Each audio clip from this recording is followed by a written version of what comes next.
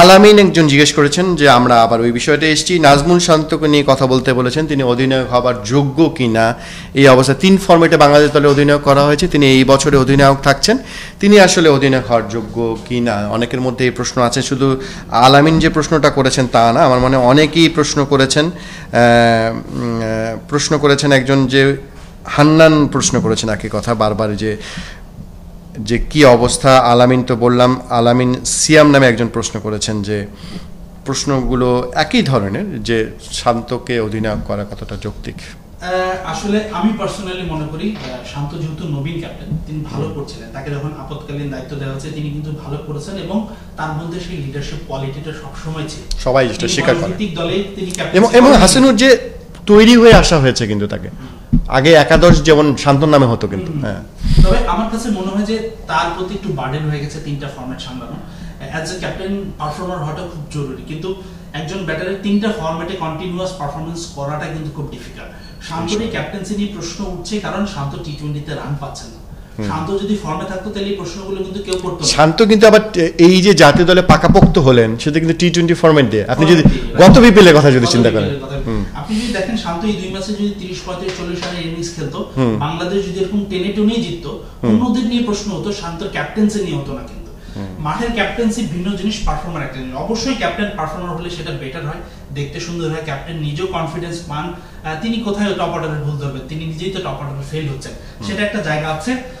তবে আমার কাছে মনে হয় যে বিসিবির ল্যাক অফ অপশন, আমাদের অপশন নেই, যেহেতু সাকিব নিজেই ছেড়ে দিয়েছেন, মাহমুদুল্লাহ রিয়াদ আগে একটা তিনিও খুব ভালোভাবে ক্যাপ্টেন্সিটা ছাড়েননি, আপনার হাতে আর কোনো অপশন নেই। ওই লিটন এবং শান্তই আপনার হাতে অপশন ছিল, বাকি যারা আছে তারা কিন্তু সেইভাবে নেই।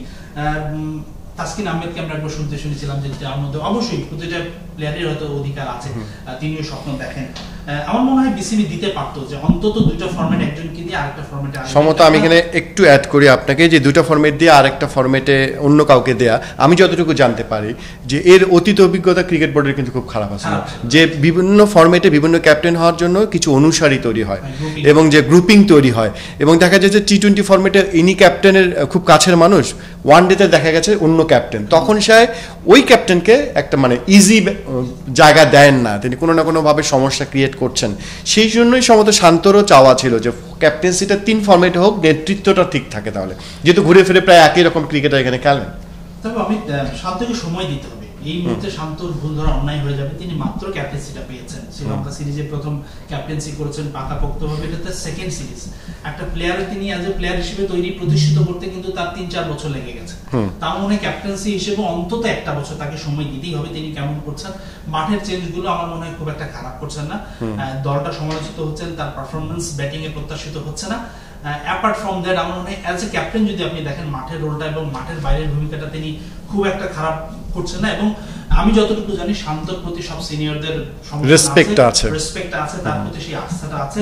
দর্শকদের অনুরোধ করব শান্তর প্রতি আস্থা রাখুন। আরেকটি বিষয়, আজকে আমি হাবিবুল বাশারের একটা ইন্টারভিউ করেছিলাম দল নিয়ে, সেই প্রতিবেদনটা নিশ্চয়ই দেখবে দর্শকরা।